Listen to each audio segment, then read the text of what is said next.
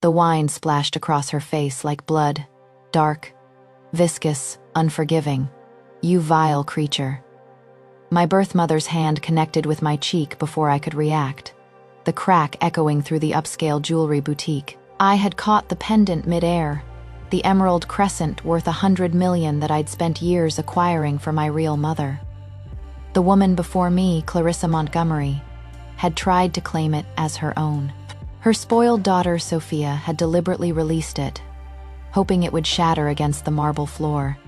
Welcome to Luna's Romance Stories. Read the entire novel in one go. Message or comment to tell me what kind of story you'd like to read. Subscribe to the channel for daily updates. Luna reminds you, the story begins now. But I was faster, I'd always had to be.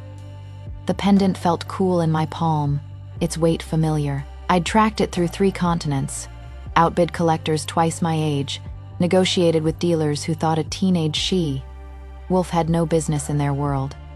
Every sacrifice, every early morning working extra shifts, every negotiation, it had all been for mother. My real mother, Luna Sinclair. "How dare you push your sister?"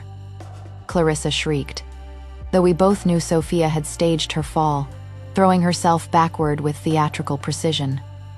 My wolf snarled within me, a primal force begging for release. 8 years. 8 years since this woman abandoned me at Riverside Pack Orphanage because her adopted daughter felt insecure.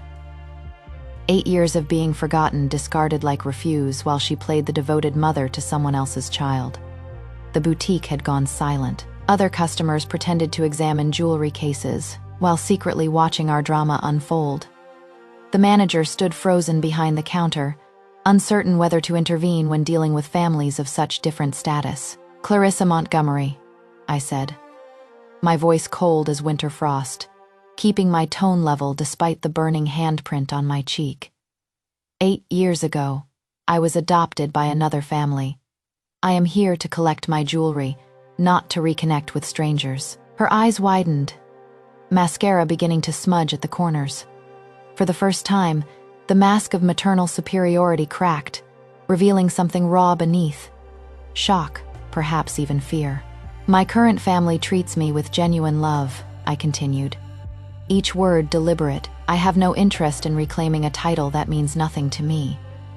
Sophia's face contorted with rage. She'd expected me to be grateful, to fall at their feet begging for acceptance. Instead, I stood before them wearing confidence like armor, my posture straight, my gaze unwavering. That is when Sophia made her fatal mistake. She grabbed the pendant I'd worked so hard to acquire, her fingers closing around the emerald crescent with greedy possession.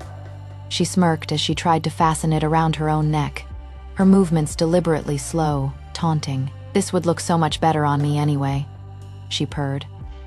"After all, I am the one who has been her daughter all these years." Something inside me snapped. I seized a glass of wine from a nearby display table and threw it in her face with deadly accuracy. The red liquid dripped down her designer dress, staining the cream fabric like wounds. When she lunged at me, pulling my hair with both hands, I struck her across the face with enough force to send a tooth flying across the polished floor.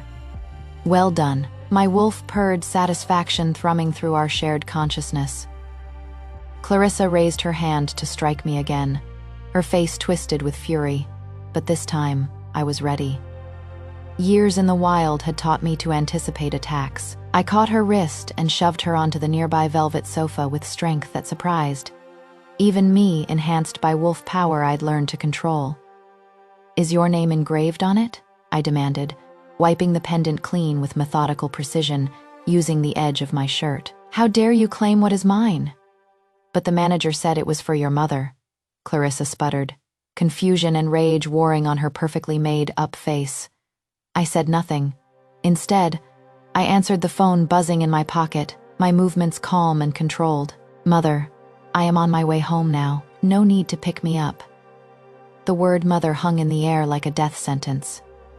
I watched Clarissa's face drain of color as understanding dawned. I had a mother, and it wasn't her. I turned and walked out of the boutique, leaving them both sitting in their humiliation, the emerald pendant secure in my pocket where it belonged. 18 years ago, I was born with gamma blood. the daughter of Marcus and Clarissa Montgomery, third ranked in the hierarchy of Silver Moon Pack. But that birthright meant nothing when fate dealt its cruel hand. At Silver Moon Memorial Hospital, during a chaotic night when 3 she-wolves went into labor simultaneously, 2 infants were switched. In the confusion of crying babies and exhausted nurses, identity bands were mixed. I went home with a family of forest dwellers in the Wildwood territory, while Sophia, daughter of rogues who died in a territory dispute, lived the life that should have been mine. The Wildwood family, the Thornbacks, were kind but poor. They lived deep in the ancient forest, away from pack politics and hierarchy. My earliest memories are of towering trees, the scent of pine and earth, and the constant struggle for survival. Mother Thornback taught me to track prey before I could read. Father Thornback showed me which berries were safe to eat and which would make me violently ill. Their 3 sons treated me as their sister, teaching me to fight, to climb, to survive. For 10 years, I knew only the wild, running through ancient trees on 4 legs before most pack children had their first shift, learning to hunt rabbits and deer, understanding that in nature, the weak are always prey. I learned to read the forest like others read books, to predict weather by animal behavior, to find my way home by stars and scent. We were happy, in our simple way. I didn't know about ball gowns or etiquette lessons. I knew about finding shelter before storms, about sharing kills with the pack, about loyalty earned through action rather than blood. Then genetic testing became mandatory for all pack members.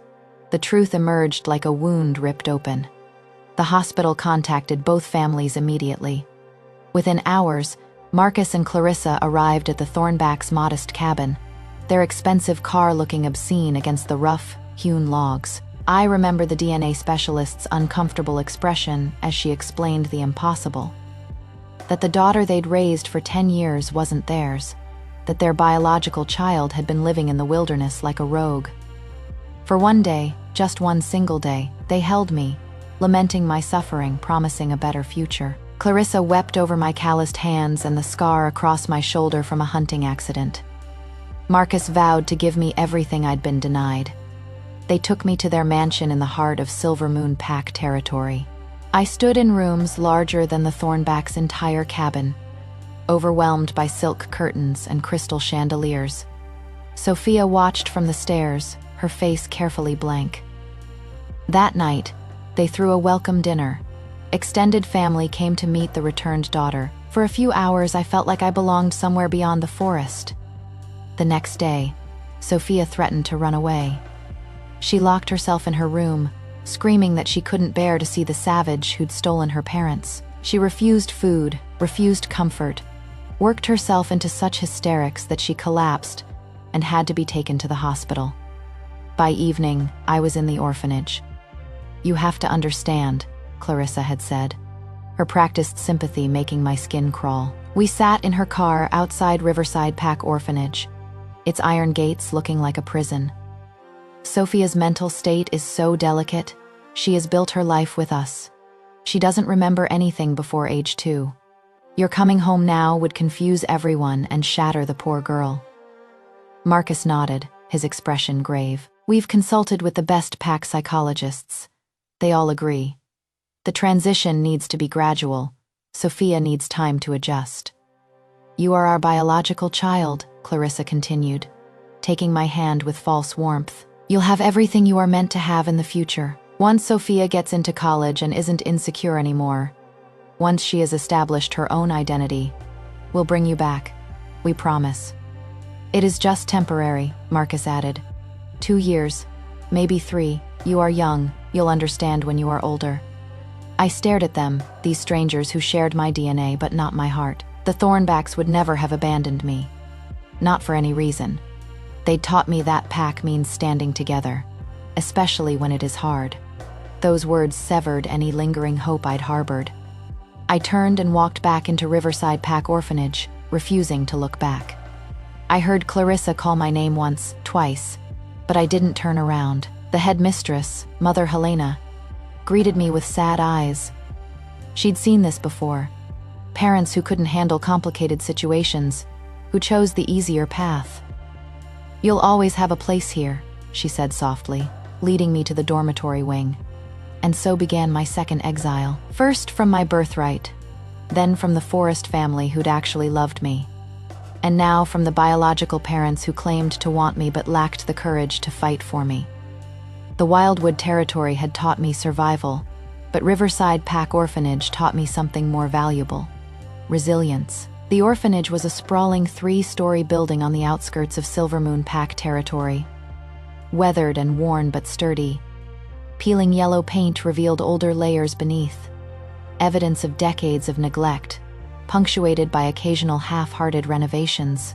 For 8 years, I lived among abandoned pups, their playful chaos becoming my daily reality. The mingled scents of damp fur and cheap biscuits clung to everything: the threadbare curtains, the creaky bunk beds, the common room where we gathered for meals. There were 37 of us when I arrived. Some were true orphans whose parents had died in territory disputes or accidents. Others, like me, had living parents who simply didn't want them. We didn't discuss our pasts much. The orphanage was its own world, with its own hierarchy and rules. I quickly established myself in the middle ranks. Not a target, not a leader, just strong enough to be left alone. The skills from Wildwood served me well.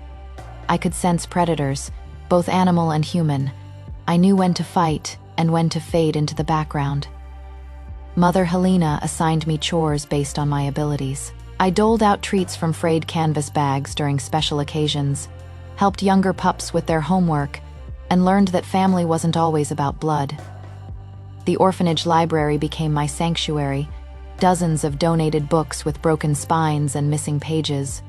But they opened worlds beyond iron gates. I studied voraciously, determined to prove that the savage from the forests could match any pack. Raised wolf, history, mathematics, literature. I devoured it all, staying up long after lights, out with a smuggled flashlight. Every year on my birthday, a package arrived from the Thornbacks. Small tokens from the forest, carved wooden animals or pressed flowers. Mother Helena delivered them with a knowing smile. "Your real family hasn't forgotten you," she'd say. Nothing ever came from the Montgomerys. Well, that wasn't entirely true. According to Mother Helena, gifts did arrive: expensive clothes, educational toys, letters. But as I would learn much later, Sophia intercepted every single one, destroying evidence of her adoptive parents' minimal efforts to maintain contact. Then one autumn afternoon, everything changed. A sleek black vehicle pulled up to the rusted gates. Polished, expensive, completely out of place against the peeling paint and neglected grounds. The Supreme Alpha's crest gleamed on the door, drawing every eye in the courtyard. But it wasn't dignitaries inspecting conditions or donors delivering supplies. It was the Supreme Alpha of Silvermoon Pack himself, Sebastian Sinclair, along with his Luna, Arabella, and their son. The air itself seemed to shift when Sebastian emerged. His presence commanded immediate respect, not through force but through the pure authority that came from leading the largest pack in the territory. Arabella moved with unconscious grace, her every gesture elegant yet warm. And then there was their son, Damien, 11 years old, with his father's commanding presence tempered by his mother's warmth. His eyes swept the courtyard with keen intelligence. That day, I was confronting a male wolf named Derek, who'd been bullying me for weeks. He was 13, bigger and stronger, and he enjoyed using his size to intimidate smaller orphans. That afternoon, he'd knocked my lunch tray to the ground, sending my meager meal scattering across the dirt. "Oops," he'd sneered, his friends laughing behind him. "Better luck next time, forest rat." The nickname stung because it was partially true. I had come from the forest, and in the hierarchical world of the orphanage, being different made you vulnerable. Growing up in the wild had taught me well: the weak are prey, but the smart survive. I waited until evening, when Derek was alone behind the storage shed. I'd learned his patterns over weeks of observation. He always took the same path to the dormitory, always stopped to smoke smuggled cigarettes in the same hidden spot. I ambushed him from the shadows, using techniques the Thornback boys had taught me. Speed and surprise overcame size. Within seconds, I had him pinned face down in the dirt, my knee pressed against his spine. "What did you call me?" I hissed. Derek struggled, but years of hunting had made me stronger than I looked. "Get off. Say it, say Alpha." "You are crazy." I applied more pressure. In the forest, dominance was everything. The orphanage wasn't so different. "Say it, or everyone knows Derek got beaten by a girl half his size." "Alpha," he finally muttered. "Alpha, now get off." I released him and stood, brushing dirt from my clothes. Derek scrambled away, humiliated but smart enough not to retaliate. He wouldn't bother me again. When I finally let him go and turned around, I noticed another boy watching from near the main building. He'd witnessed the entire confrontation, his eyes bright with curiosity and unmistakable admiration. He approached with confident strides, showing none of the hesitation most visitors displayed around orphans. "You are so different from everyone else," Damien said, his voice sincere and free of judgment. "How about being my sister?" I thought he was joking. Rich kids didn't just adopt orphans as siblings on a whim. "Your parents probably want a daughter, not a street fighter. They want me to stop pestering them for a sibling." Damien grinned. "I've been asking for 3 years. They're tired of hearing about it, so they agreed to visit. But I get to choose. Why me?" His expression grew serious. "Because you didn't cry when that guy was bullying you. You waited and planned and won. That is smart. That is the kind of sister I want." Before I could respond, Mother Helena called us to her office. Within an hour, I stood before the Supreme Alpha and Luna, my heart racing despite my attempts at calm. Damien stood proudly beside them, as if he'd already claimed me as family. Sebastian and Arabella studied me with the assessing gaze of leaders accustomed to evaluating potential. I met their eyes steadily, refusing to show the terror and hope warring inside me. "Mira Montgomery," Sebastian read from my file. Age 10, lived with the Thornback family until genetic testing revealed a hospital error. Biological parents are Marcus and Clarissa Montgomery, Gamma rank. "She still has living parents," Arabella said softly, her expression troubled. "We can't simply take her." Damien's face fell. I felt my heart sink with his disappointment. I'd allowed myself to hope for perhaps 10 minutes, and now reality crashed back down. Mother Helena cleared her throat. "If I may, Your Graces, there are complications with the Montgomery situation," she explained briefly. The returned child, the threatened suicide of the adopted daughter, my swift exile to the orphanage. "The Montgomerys visit occasionally," she lied kindly, "but Mira's legal status is registered under the orphanage's name. Technically, she is a ward of Riverside." Sebastian's jaw tightened. Arabella's eyes filled with a mixture of sympathy and anger. "Nevertheless," Sebastian said, "we should contact them. It is the proper procedure." The headmistress called the Montgomerys. I stood frozen, terrified they would suddenly want me back just to spite the Supreme Alpha's interest. Clarissa's voice came through the speaker, tinny and dismissive. "Oh, that child. No, we have no objections. She is between situations currently. If the Supreme Alpha wishes to provide for her, that is generous. We'll arrange the paperwork." Just like that, 8 years of promises reduced to casual indifference. Damien pointed at my file triumphantly. "See, her identity is registered under the orphanage's name. That means she is available for adoption." He grinned at me, his enthusiasm infectious, despite the pain of my biological parents' casual abandonment. "A sister you have to fight for is the sweetest kind."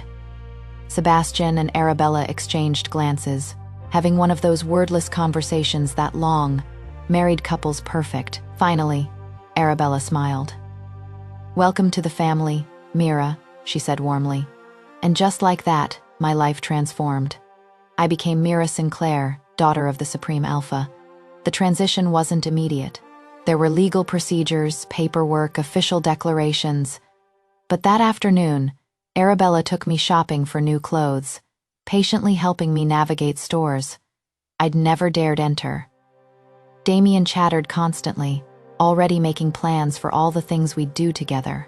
Sebastian watched with quiet approval, occasionally offering suggestions, but mostly letting his wife and son welcome me into their world.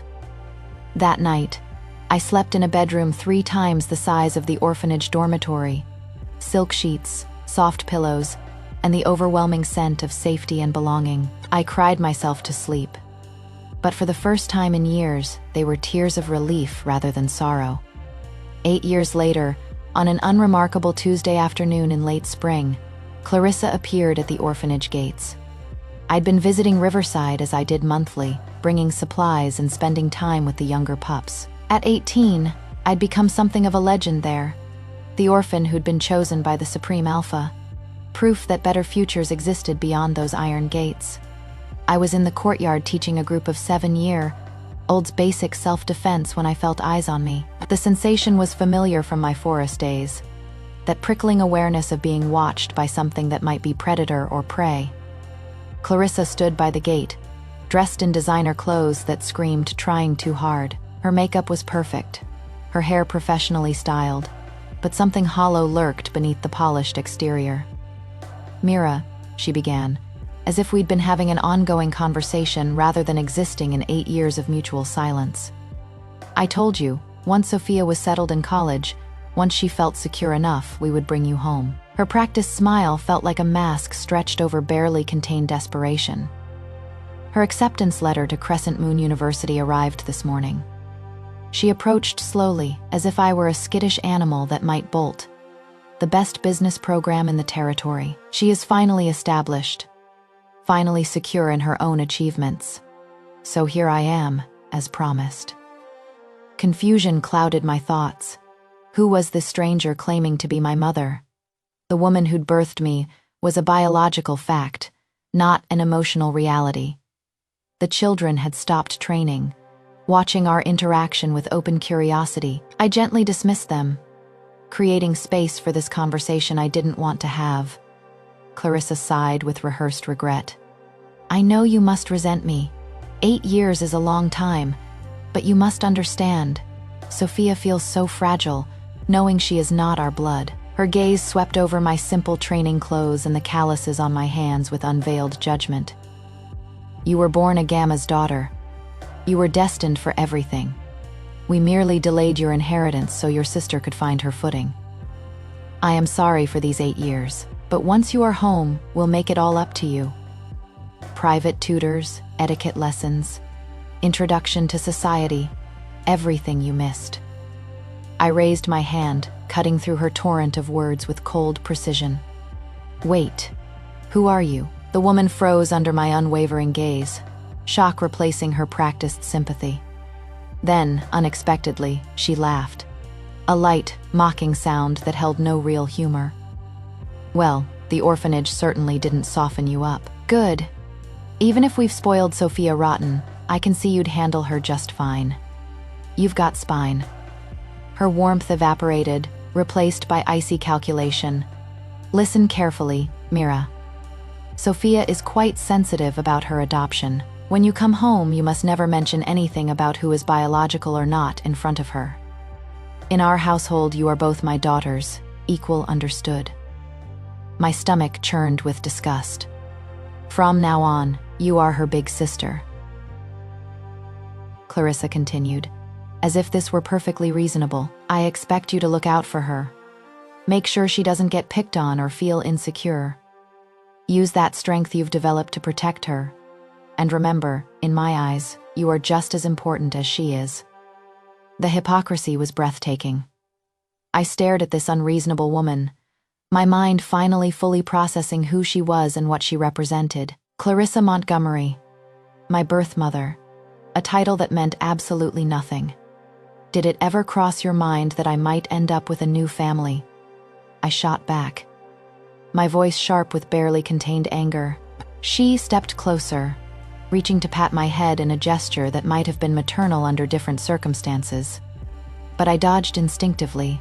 The movement was pure reflex, my body rejecting her touch before my mind could process. "I told Mother Helena at the orphanage.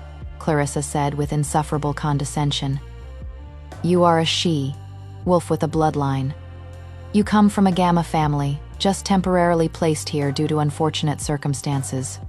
You have biological parents who would adopt, you knowing that. Her words dripped with a twisted logic that made sense only to her. Besides, you were already 10 years old then. You grew up in Wildwood, never experienced elite education. Your grades were poor. You had no social skills or refinement. You were like a rogue, practically feral. No respectable family would want to adopt a child like that. The insult landed, but not in the way she intended. Yes, I'd been wild. Yes, I'd lacked polish and formal education. But the Sinclairs had seen past surface deficiencies to the potential beneath. You are 18 now, she pressed on. Still without any elite credentials or proper pack connections beyond what the orphanage provided. Besides coming home to us, do you plan to stay in this orphanage until you die? Working some menial job, wasting your bloodline? The way she belittled me ignited fury in my chest. Not because her words hurt. They didn't. Not really. But because she genuinely believed them. She'd convinced herself that I was still that lost 10-year-old, desperate for family, willing to accept any scraps of affection. You are right, I said softly, watching hope bloom in her eyes. I did need a family. Her smile widened. That is why I am grateful the Sinclairs found me when they did. The smile froze, then cracked. What? The Supreme Alpha and his Luna adopted me 8 years ago. Did you think Mother Helena's comment about my registration was just administrative trivia? They claimed me legally and completely. My name is Mira Sinclair now. Clarissa's face cycled through emotions almost too quickly to track. Disbelief, shock, anger, and finally calculating greed. The Supreme Alpha? That is impossible. They would have told us. We would have been notified. They called you. You gave permission, remember? Something about me being between situations, and how generous it was for someone else to provide for me. The color drained from her face as memory obviously surfaced. That casual phone call 8 years ago, dismissing her biological daughter without a second thought because she'd been inconvenient. But you are my daughter, my blood. They can't just... They did, and unlike you, they never once made me feel like a burden or a problem to be managed. I refused to look back as I walked away from Clarissa that day at the orphanage, but she wouldn't let it go. The Montgomery family's sudden interest in me became almost comical in its desperation. She discovered I frequented the orphanage on the 3rd Tuesday of every month. So she stationed someone to watch for me, a private investigator who I spotted immediately thanks to training from Sebastian's security team. When that failed to produce the confrontation she wanted, she turned her attention to my real mother, Luna Sinclair. The Luna made an annual tradition of visiting Riverside Pack Orphanage, with supplies for the children each spring. It was a personal cause for her, this orphanage where she'd found her daughter. When Clarissa learned through her social networks that this visit was approaching, she prepared her ambush carefully. She dressed in her finest clothes, a cream designer suit that probably cost more than the orphanage's monthly food budget. She climbed into her family's best car, a sleek imported vehicle that she normally saved for the most important pack events. And she approached Mother Helena with an air of superiority that set my blood boiling when the headmistress later recounted the story. Arabella had arrived early that morning with 2 trucks full of supplies, new bedding, books, educational materials, and enough food to stock the pantry for months. She worked alongside the staff, personally helping to unload boxes, her elegant clothes covered by a practical apron. This was the Luna that Clarissa encountered, covered in dust, laughing with children who climbed on her despite her status, completely at ease in her own skin. Clarissa's high heels clicked deliberately against the floor as she walked, each step calculated to draw attention. She'd worn her most expensive jewelry, a gaudy diamond choker and matching bracelet that sparkled with desperate ostentation. Yet despite her polished appearance, something fundamentally cheap clung to her, a stark contrast to the genuine elegance my mother possessed without trying. Clarissa's eyes narrowed as they fell upon my mother's crescent pendant, lingering for a moment with barely concealed judgment. The emerald piece I'd given Arabella looked simple at first glance, elegant but understated. Clarissa clearly underestimated both the pendant's value and the woman wearing it. "Where is Mira Montgomery?" she demanded, her tone suggesting she was addressing a servant rather than the supreme Luna. Me mother, already aware of this woman's unreasonable claim through my recounting of our orphanage confrontation, felt her warm smile fade into something cooler, more formal. "She goes by Mira Sinclair now," Arabella replied with precise courtesy. "She is away on a trip." A subtle but firm declaration of ownership. Clarissa's expression darkened, her carefully maintained composure slipping. "A trip? More like she is working to support the family, I bet. Families like yours always send their children out to work early, don't they? Especially adopted ones who need to earn their keep." The insult hung in the air.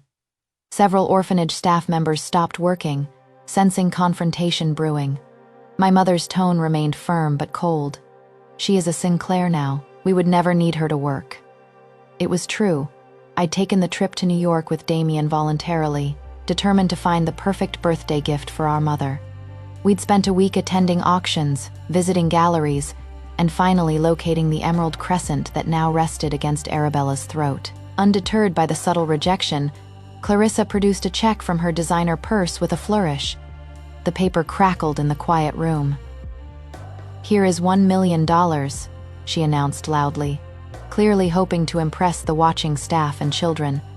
"Consider it payment for raising Mira all these years. You've probably never seen this much money in your life. Take it. From now on, Mira Montgomery has nothing to do with you. I am reclaiming my daughter." Several children gasped. $1 million was an impossible sum to them, to the staff, to anyone outside the highest pack circles. Naturally, my mother rejected the offer with a dismissive glance. As Luna of Silvermoon Pack and wife to the Supreme Alpha, she controlled wealth that made Clarissa's check look like pocket change. The Sinclair family businesses alone generated more than that every week. She couldn't help but think this woman was not only misguided but slightly deranged. "We would never allow Mira to work," Arabella repeated with careful patience, as if explaining to a slow child. "She went to New York with her brother. They're attending business meetings and cultural events, educational opportunities." Clarissa froze. "New York, brother?" Her mind clearly jumped to the worst possible conclusions. "You sold Mira. She is only 18, and you sold her abroad. Trafficked her." Panic laced her words, and for a brief moment, something almost maternal flickered across her face. Genuine fear for a daughter's welfare, even if 8 years too late. "Was it because she gave you that cheap glass crescent pendant?" Clarissa gestured at the emerald resting against Arabella's collarbone. "Did you need money so desperately that you'd traffic your own adopted daughter to recover the cost of raising her?" The accusation was so absurd that Arabella actually laughed, a genuine sound of disbelief. My mother examined her reflection in a nearby window, her fingers brushing against the expensive emerald pendant. The one I'd spent 3 years tracking down and had cost significantly more than the Montgomery family's annual income. The piece had been commissioned by a European Pax royal family 2 centuries ago, lost in a war, and recovered only recently. Did she truly appear so destitute that she needed to sell her daughter? "Mrs. Montgomery," Arabella said with exaggerated patience. "Mira is in New York, as I said, with her brother Damien attending to family business and enjoying the cultural opportunities of the city. They're staying at our residence there, completely safe. But she is only 18. She shouldn't be. She is an adult by pack law, intelligent, capable, and accompanied by her brother who would die before letting harm come to her.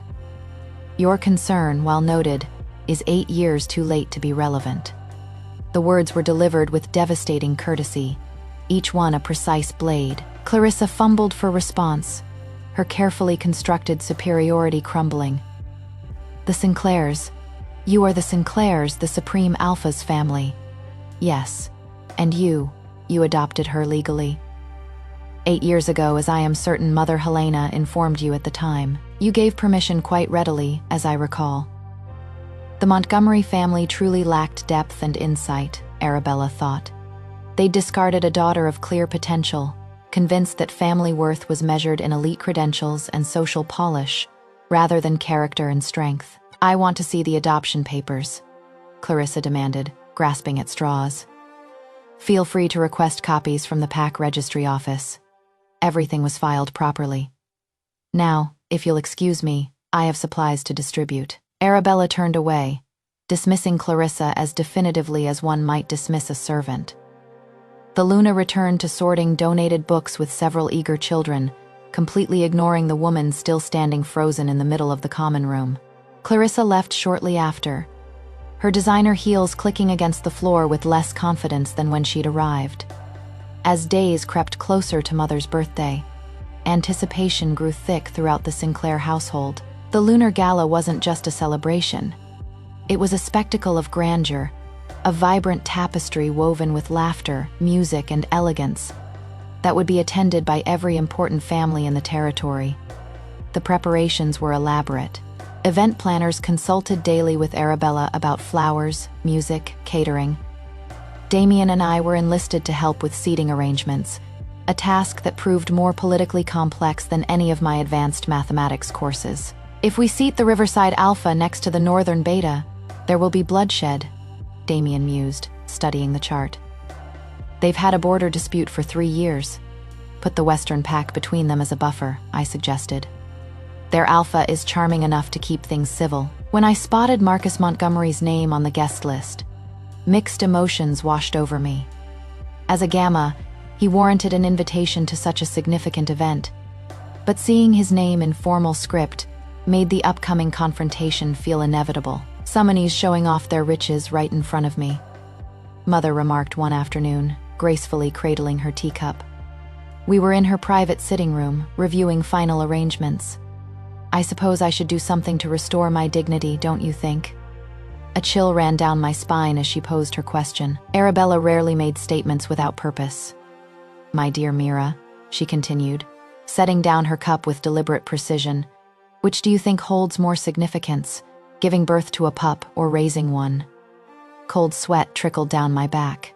This was a test, and not a subtle one. Raising one is far more important, Mother.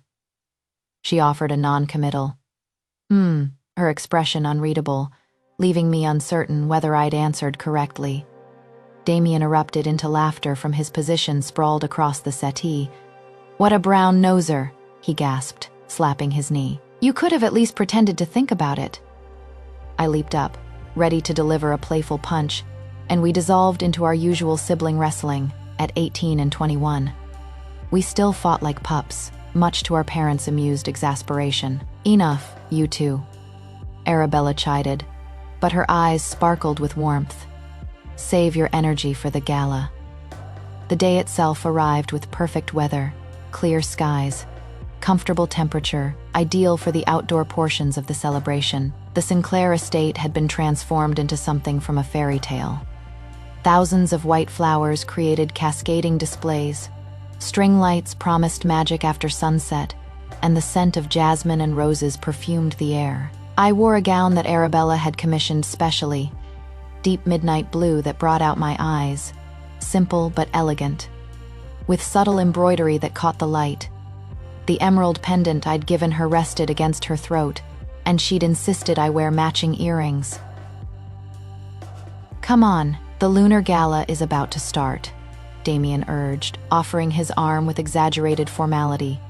He looked striking in his formal attire, every inch the Supreme Alpha's heir. Together, we followed Sebastian and Arabella into the grand ballroom, seamlessly mingling with nobles, each introduction a new thread in the tapestry of my life.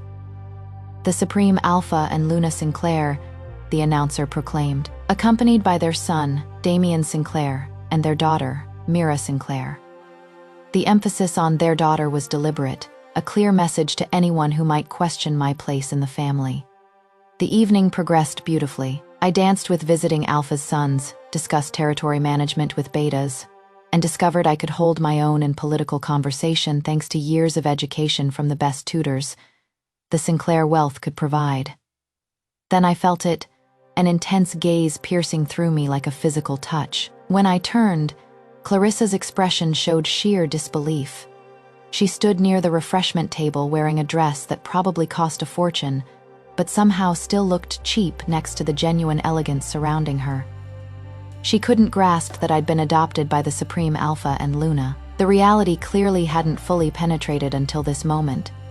Seeing me introduced as a Sinclair, welcomed as family by the most powerful wolves in the territory.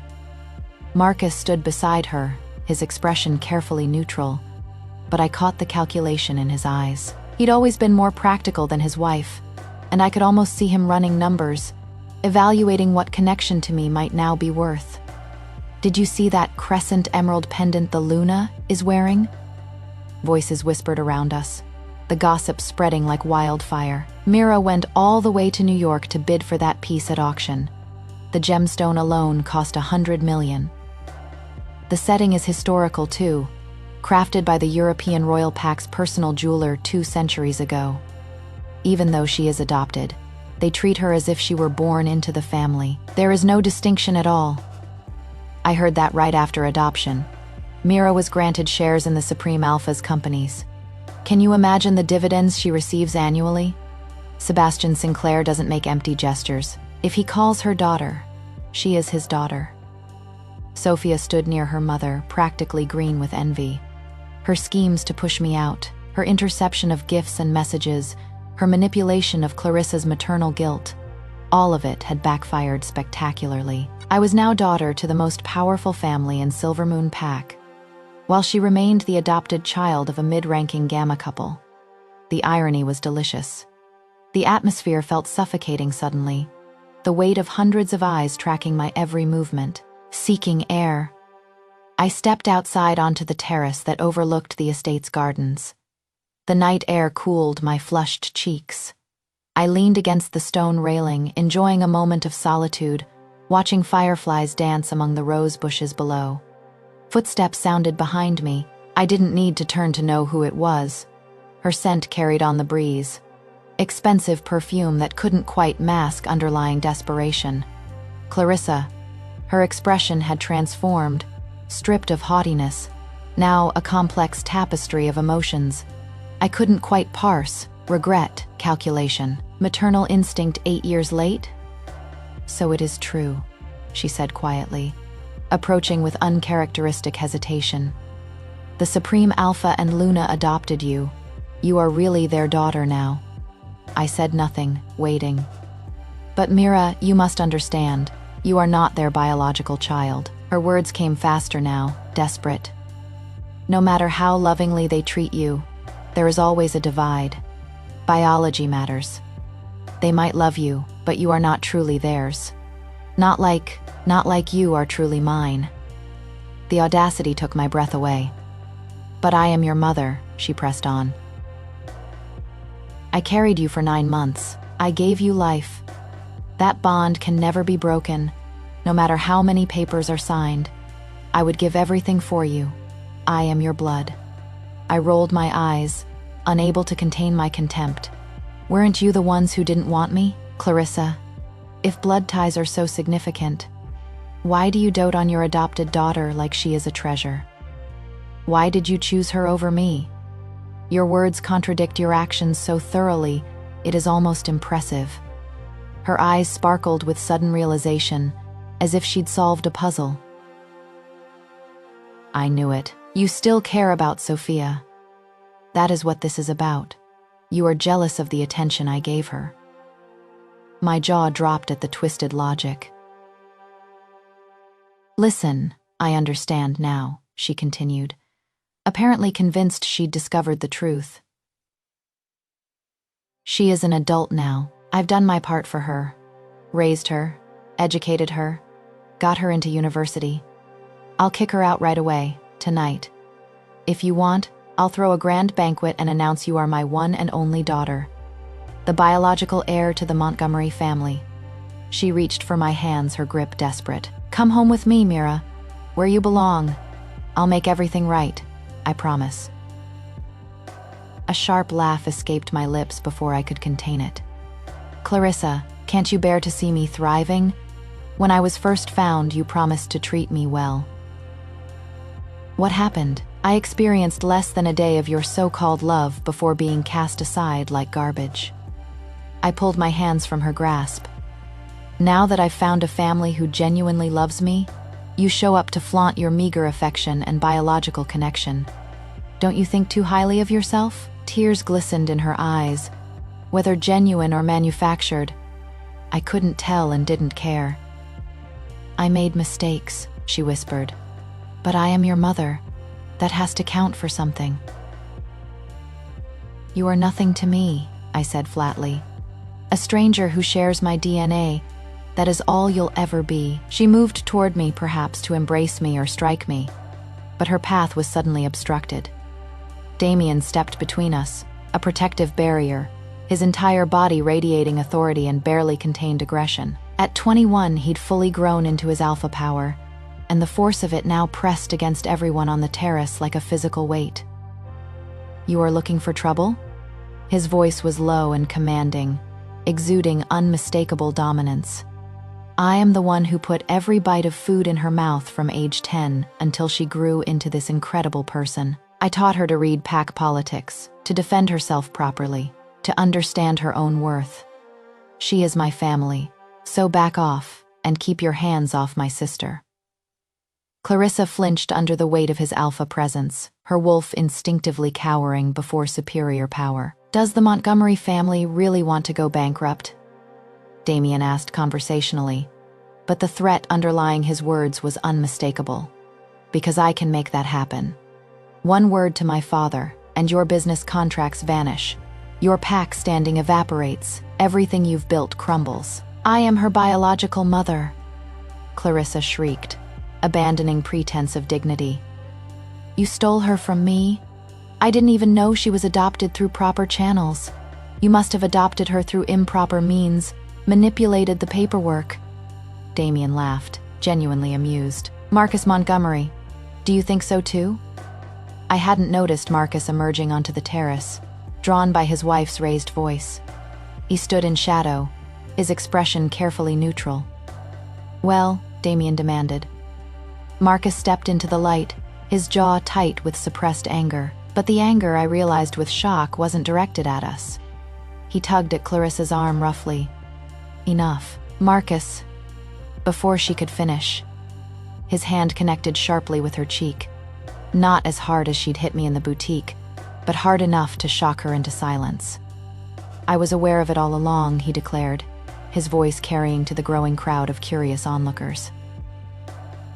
I knew about the adoption. I gave permission. Clarissa's mind visibly reeled. Marcus continued, his words precise and devastating. The gifts you thought you sent every year to the orphanage. Sophia intercepted them. Every single one. All those messages from Mother Helena about Mira's achievements, her graduations, her birthdays.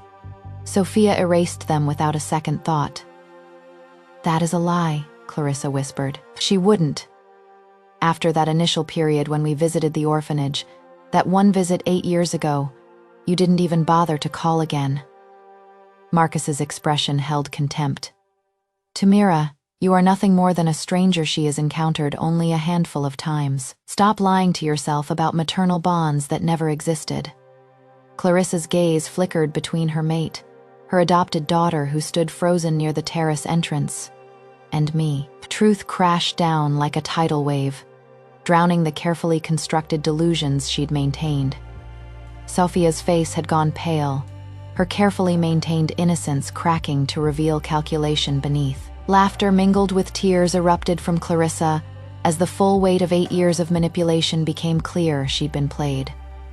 By her adopted daughter, by her own willful blindness, by her desperate need to avoid difficult confrontation. She rushed toward me, gripping my hand with desperate intensity that made me flinch.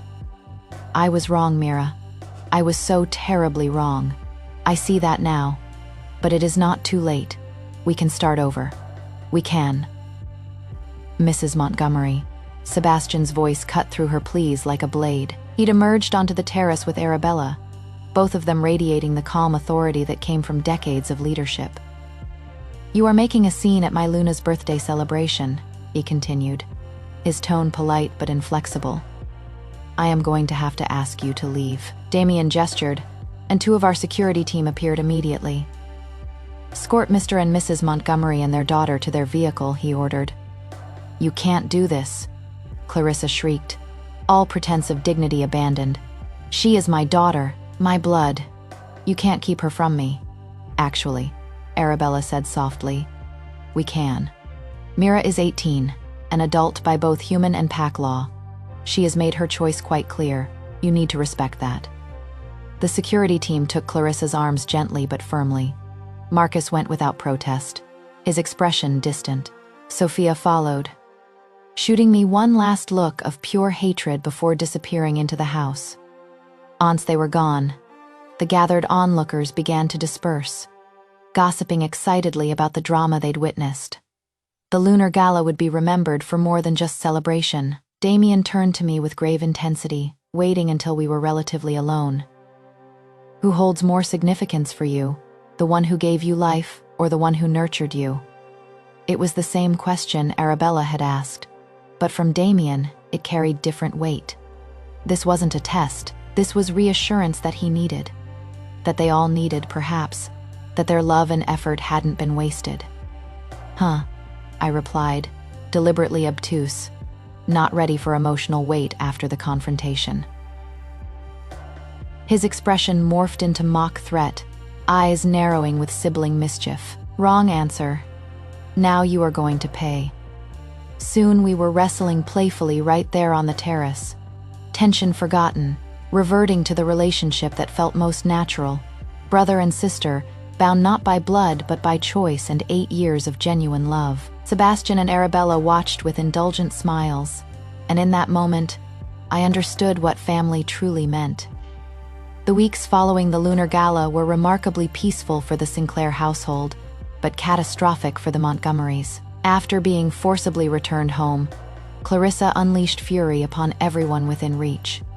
In her rage, she pointed fingers at Marcus for his years of deception, at Sophia for manipulation, at fate itself for the cruel joke that had stolen her biological daughter. The mansion that had always seemed so perfect to outsiders became a war zone of screaming matches and thrown objects.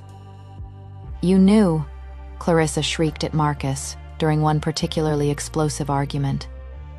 "All those years, you knew Sophia was intercepting everything, and you said nothing. What would you have done?" Marcus shot back.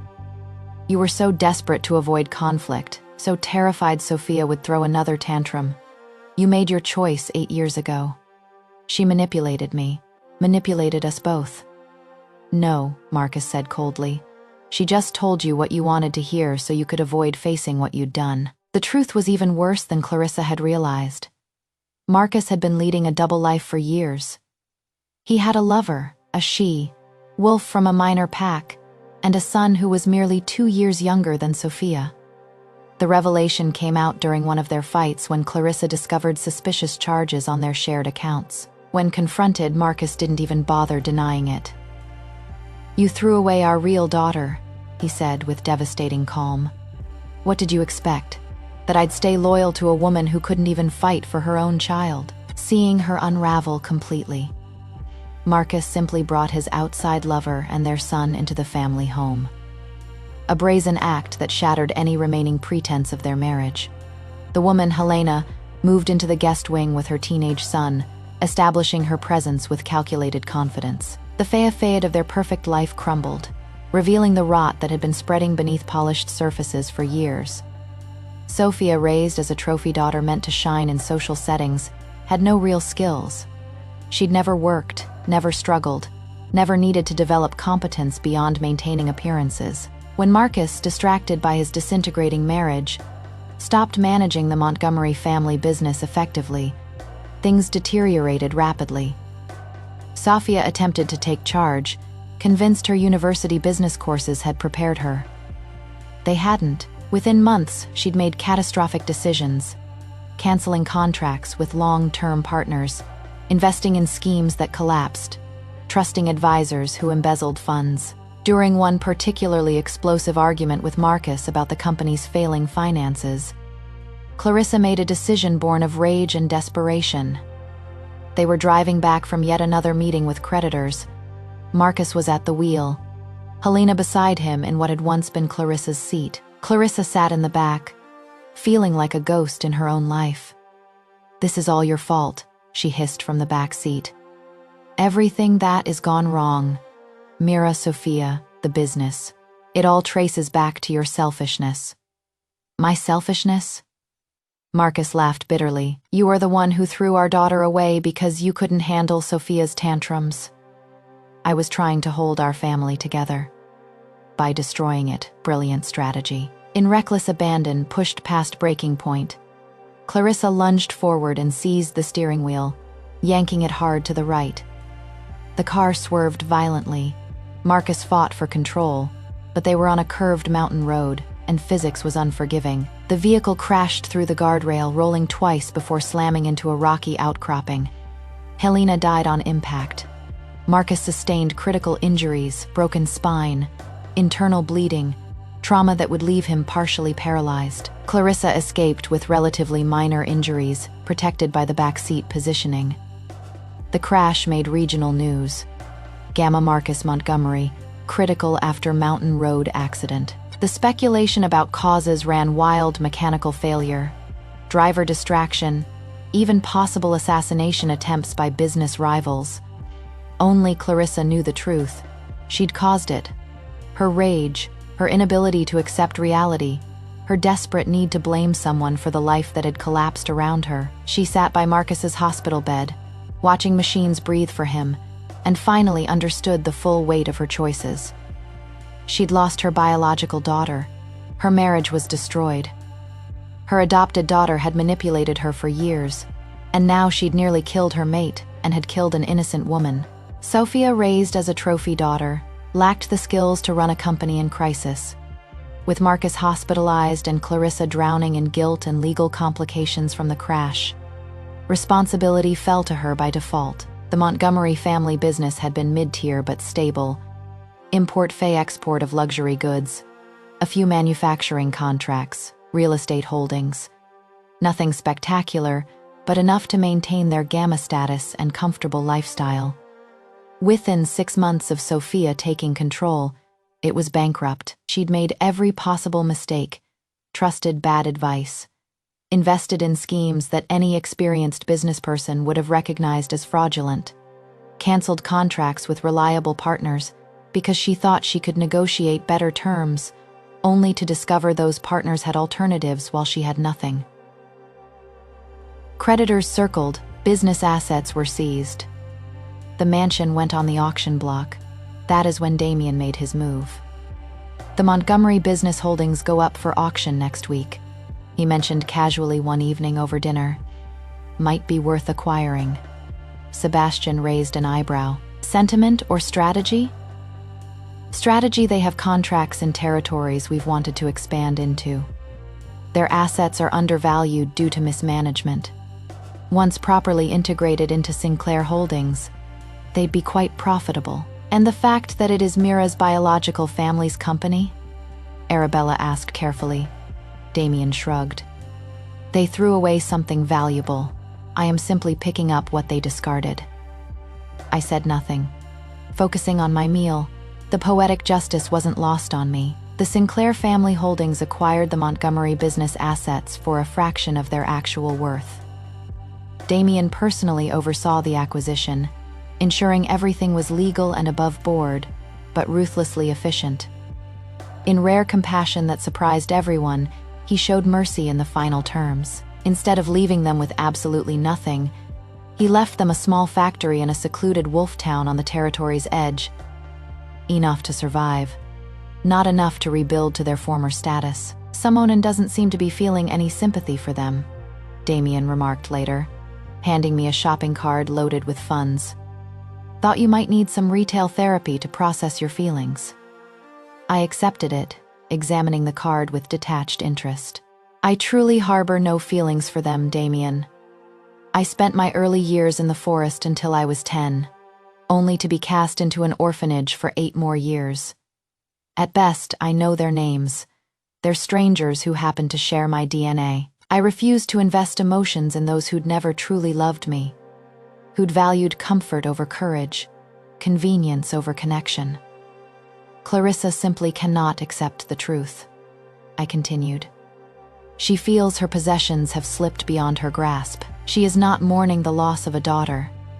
She is mourning the loss of control, the loss of the future she'd imagined where she could have everything without sacrifice. I shook my head, dismissing the thought. Why waste time dwelling on them? The likelihood of crossing paths again felt slim. They'd been removed from my world as thoroughly as I'd been removed from theirs 8 years ago. I am the Supreme's daughter, I said firmly. I will always have a family who cherishes me, standing steadfastly by my side. Damien smiled, genuine warmth in his eyes. Damn right you are. 3 months later, I found myself at Riverside Pack Orphanage again, this time to help celebrate Mother Helena's retirement. She'd dedicated 40 years to caring for abandoned pups, and the Sinclairs were hosting her retirement party. The courtyard had been transformed with decorations, long tables laden with food, and dozens of former orphans returning to honor the woman who'd given them stability when they had nothing. I stood near the gate where I'd first been dropped off 8 years ago, remembering that lost 10-year-old who'd already been abandoned twice. Deep thoughts? Damien asked. Appearing beside me with 2 glasses of punch, I accepted one, smiling. Just remembering. When you first arrived, you were so small, skinny, angry at the world. I was angry, I admitted. At my birth parents for giving me up, at fate for the hospital mix, up at Sophia for existing, at myself for not being enough. And now? I considered the question seriously. Now, I am grateful. If the Montgomerys had kept me, I'd have been raised as a shadow, always less than Sophia, always reminded I should be grateful for scraps of affection. I'd have been diminished. Instead, I am here, educated, confident, part of a family that chose me, that fought for me, that loves me without condition or comparison. Damien clinked his glass against mine. When I first saw you that day, beating up that kid twice your size, do you know what I thought? That I was violent and needed therapy. He laughed. That you were a survivor, that you'd been through hell but hadn't let it break you. That kind of strength is rare, Mira. It is not something that can be taught. It is forged through hardship. Still glad you chose me? Every single day. His expression grew serious. You asked me once why I picked you. I gave you a flippant answer about you looking like you were going to cry. Want the real reason? I nodded. I saw myself in you, not the circumstances. My life has been privileged in ways yours wasn't, but that core of strength, that refusal to be victimized by circumstances. Mother and father taught me that true power isn't about dominance. It is about choosing who you want to be despite what life throws at you. He gestured at the orphanage, at the children playing, at Mother Helena surrounded by grateful former orphans. You chose who you wanted to be. Not a victim, not bitter, not diminished. You chose strength. With help, I pointed out. Without your family. You'd have found another path, Damien interrupted. Maybe harder, maybe longer, but you'd have made it. The Sinclairs gave you opportunities, but you are the one who seized them. We stood in comfortable silence, watching the celebration. Have you heard about Clarissa? Damien asked eventually. Number should I have? Marcus is out of the hospital, partially paralyzed, but alive. They've settled in that factory town. Sophia works the factory floor, actual manual labor for the first time in her life. And Clarissa runs a small shop, sells goods they manufacture. It is humble, very different from the mansion and society parties. I felt nothing. No satisfaction, no sympathy, just distant acknowledgement of facts that didn't impact my life. She wrote you a letter, Damien added, pulling an envelope from his jacket. It came to the estate. Father screened it first to make sure it wasn't manipulative or inappropriate. He says it is up to you whether you read it. I took the envelope, feeling its weight. My name was written in careful script on the front. Mira Sinclair. Not Montgomery Sinclair. That small acknowledgement meant something, perhaps. I'll think about it, I said, tucking it into my bag. No pressure. Throw it away if you want. Read it in 20 years if you want. It is your choice. That is what it always came down to, I realized. Choice. The Montgomerys had made theirs 8 years ago. The Sinclairs had made theirs when they chose to see potential in an angry orphan. I'd made mine every day since, choosing to embrace the family that wanted me rather than pine for one that didn't.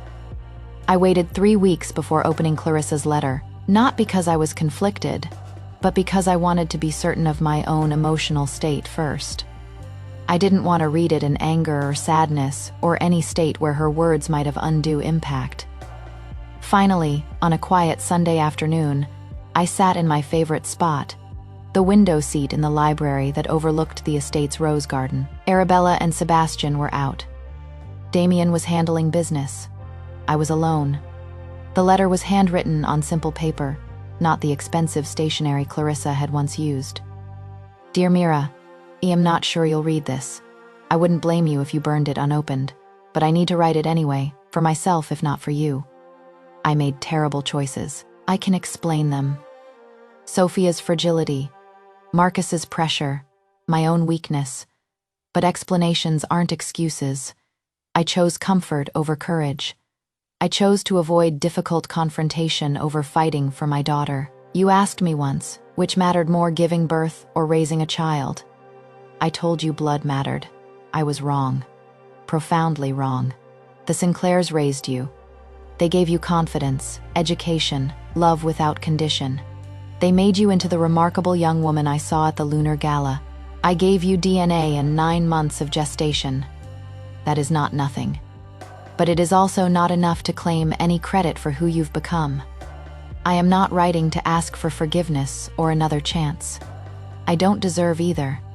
I am writing because you deserve to know that I see my failures clearly now. The crash, losing Helena, nearly killing Marcus, destroying everything. It forced me to face truths I'd avoided for 18 years. Sophia and I have talked, really talked, for the first time. She is angry at me for the ways I failed her too. Raising her with no skills, no resilience. Teaching her that manipulation was acceptable if it preserved comfort. I failed both my daughters in different ways. We're learning to work together now. She and I, manual labor in a factory is humbling. Sophia is discovering she is stronger than I taught her to be. I am discovering I am weaker than I pretended. I don't expect you to care about our rehabilitation. You have a family who loves you. You have a future bright with possibility. My choices years ago ensured I wouldn't be part of that, and I've accepted that. But I wanted you to know that I see you now. Not as a possession I lost or a trophy I missed claiming. As a person strong, capable, loved, the daughter I should have fought for but didn't. I hope your life is everything you deserve it to be. Clarissa Montgomery. I read it 3 times, analyzing the words for manipulation or hidden agenda. But there was none. Just exhausted honesty from someone who'd finally stopped running from consequences. I felt relief, perhaps, not forgiveness. That would require caring enough to grant it, but closure. Clarissa had finally accepted reality. She'd lost any claim to me through her own choices, and she'd stopped fighting that truth. That was enough. I folded the letter carefully and placed it in my desk drawer. Not thrown away, but not prominently displayed. Simply acknowledged and set aside. Then I went to find my family. The family that chose me, that fought for me, that loved me without reservation. Arabella was in the garden, tending roses with the same patient care she brought to everything. She looked up as I approached, her expression warm. Everything all right, darling, perfect, I said, honestly. Everything's perfect. She studied me for a moment, then smiled knowingly. Read the letter? How did you? You've been carrying it around for weeks. I know my daughter. I hugged her spontaneously, breathing in her familiar scent of roses and home. "Thank you," I whispered. "For what?" "For choosing me, for fighting for me when my biological parents wouldn't." She held me tight. "Oh, my sweet girl. We didn't choose you despite your circumstances. We chose you because of who you were even then. Fierce, strong, unwilling to be diminished." "Dominion chose me," I corrected. "You agreed to humor him." She laughed softly. "Dominion pointed you out. Your father and I recognized what he saw. A survivor, a fighter, someone worth fighting for. The choice was mutual. We stood there in the garden, mother and daughter, bound not by blood, but by something stronger, choice, commitment, and 8 years of genuine love. When Damien came home that evening, I tackled him in the entrance hall, nearly knocking him over. "What was that for?" he demanded, laughing. "For being an annoying, persistent 11-year-old who wouldn't shut up about wanting a sister." His grin widened. "Best decision I ever made." "Second best," Sebastian corrected, emerging from his study. "First was being born my son." "That wasn't a decision, father. That was luck." "Then luck and decision," Sebastian amended.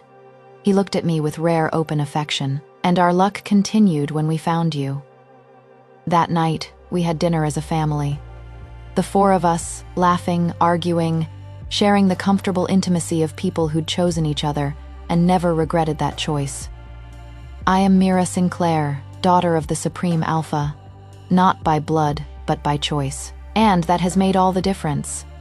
I am 23 now, working alongside Damien to manage certain aspects of the Sinclair holdings. I've discovered I have a talent for negotiation and strategic planning. Skills honed through years of survival that translate surprisingly well to business. The orphanage visit is still a tradition. Mother Helena retired, but we maintain the funding, and I've joined the board that oversees operations. Some of the kids I once played with are graduating now, heading off to universities or apprenticeships, their futures bright with possibility. I heard through pack gossip that the Montgomery factory has stabilized. Sophia apparently discovered she is quite good at production management when she actually applies herself. Clarissa runs the shop competently. Marcus has adapted to his limitations and handles logistics from a wheelchair. They've faded into comfortable obscurity, no longer players in pack politics, just ordinary wolves making ordinary lives. I don't hate them. I don't love them. They're simply people who made choices that led them to where they are, just as my choices led me here. Sometimes I wonder about the girl I might have been if the Montgomerys had kept me, probably insecure, certainly less confident, always wondering if I was enough. I'd have been shaped by their values appearance, over substance, comfort over courage, convenience over commitment. Instead, I was shaped by abandonment and resilience, by the Thornback's forest wisdom, by the orphanage's hard lessons, and ultimately, by the Sinclair's unconditional love. Every part of my journey, even the painful parts, made me who I am. Damien asked me once if I ever regretted not having a normal childhood with my biological family. "Define normal?" I'd replied. He'd laughed. "Fair point. I had the childhood I needed," I told him. "Not the one I might have wanted at 10, but the one that made me strong enough to stand here now. No regrets." "Only one," I admitted. "What is that?" "I regret that younger me wasted time being angry. All those years in the orphanage, I carried rage about being unwanted. That energy could have been better spent on joy." "You were a kid processing trauma," Damien said gently. "Give yourself grace." Maybe he is right. Maybe younger me needed that anger to survive, to keep pushing forward. Maybe it was fuel that served its purpose and then burned out, leaving space for better things. I know who I am now. Mira Sinclair, daughter, sister, businesswoman, survivor, fighter. Someone who was thrown away twice and chose to become valuable anyway. Someone who learned that family isn't about blood, it is about who stands beside you when things get hard, who fights for you when you can't fight for yourself, who loves you not despite your flaws but including them. The Montgomerys gave me DNA. The Thornbacks gave me survival skills. The orphanage gave me resilience. But the Sinclairs gave me home. And in the end, that is the only thing that truly matters. The end.